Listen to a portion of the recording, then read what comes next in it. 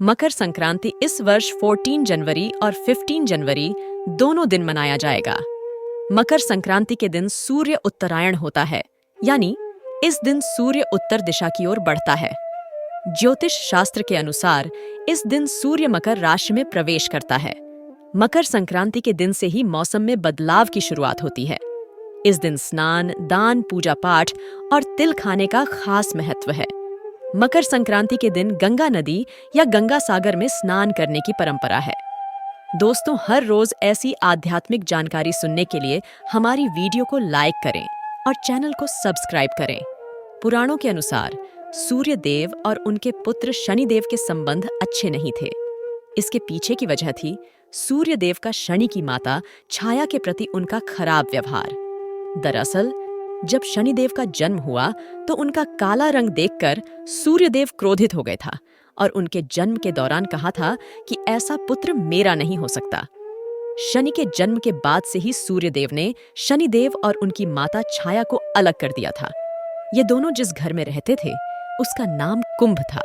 जब छाया ने दिया सूर्यदेव को श्राप, सूर्यदेव के इस व्यवहार से उनकी पत्नी छाया बेहद क्रोधित हुई और उन्होंने सूर्य को कुष्ठ रोग का श्राप दे दिया। इस श्राप से क्रोधित होकर सूर्यदेव ने छाया और शनिदेव का घर जलाकर राख कर दिया। इसके बाद सूर्यदेव की पहली पत्नी संज्ञा से हुए पुत्र यम ने सूर्यदेव को छाया के श्राप से मुक्त कराया। इसके साथ ही यम ने सूर्य के सामने मांग रखी थी कि वह माता छाया और शनि के प्रति अपने व्यवहार में बदलाव लाएं। सूर्य को भी अपनी गलती का एहसास हुआ और वह पत्नी छाया और पुत्र शनि से मिलने उनके घर पहुंचे।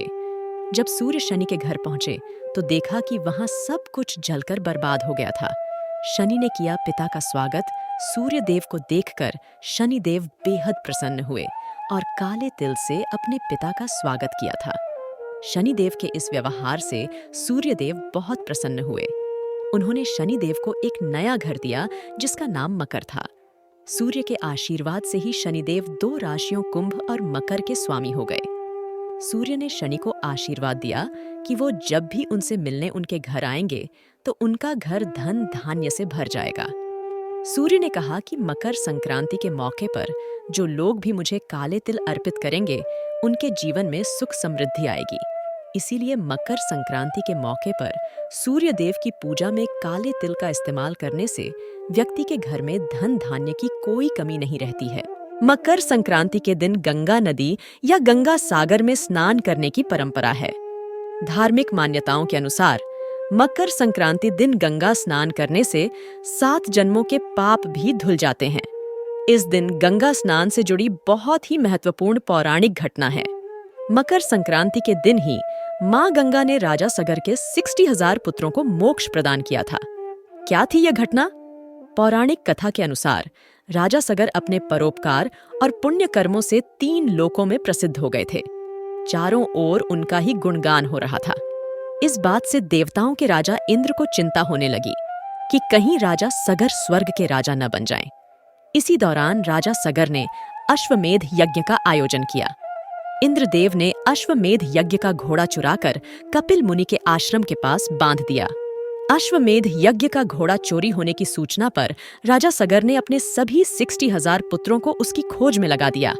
वे सभी पुत्र घोड़े को खोजते हुए कपिल मुनि के आश्रम तक पहुंच गए। वहां पर उन्होंने अश्वमेध यज्ञ का घोड़ा देखा।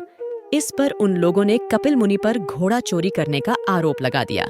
इससे क्रोधित होकर कपिल मुनि ने राजा सगर के सभी 60,000 पुत्रों को श्राप से जलाकर भस्म कर दिया।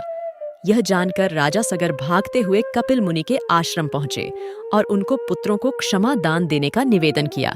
तब कपिल मुनि ने कहा कि सभी पुत्रों के मोक्ष के लिए एक ही मार्ग है, तुम मोक्षदायिनी गंगा को पृथ्वी पर लाओ। राजा सगर के पोते राजकुमार अंशुमान ने कपिल मुनि के सुझाव पर प्रण लिया कि जब तक मां गंगा को पृथ्वी पर नहीं लाते तब तक उनके वंश का कोई राजा चैन से नहीं बैठेगा। वे तपस्या करने लगे। राजा अंशुमान की मृत्यु के बाद राजा भागीरथ ने कठिन तप से मां गंगा को प्रसन्न किया। मां गंगा का वेग इतना था कि वे पृथ्वी पर उतरती तो सर्वनाश हो जाता। तब राजा भगीरथ ने भगवान शिव को अपने तप से प्रसन्न किया ताकि वे अपनी जटाओं से होकर मां गंगा को पृथ्वी पर उतरने दें, जिससे गंगा का वेग कम हो सके। भगवान शिव का आशीर्वाद पाकर राजा भगीरथ धन्य हुए। मां गंगा को अपनी जटाओं में रखकर भगवान शिव गंगाधर बने। मां गंगा पृथ्वी पर उतरी और आगे राजा भगीरथ और पीछे पीछे मां गंगा पृथ्वी पर बहने लगी। राजा भगीरथ मां गंगा को लेकर कपिल मुनि के आश्रम तक लेकर आए, जहां पर मां गंगा ने राजा सगर के 60,000 पुत्रों को मोक्ष प्रदान किया। जिस दिन मां गंगा ने राजा सगर के 60,000 पुत्रों को मोक्ष दिया, उस दिन मकर संक्रांति थी। दोस्तों, ऐसी आध्यात्मिक जानकारी सुनने के लिए हमारी वीडियो को लाइक करें और चैनल को सब्सक्राइब करें।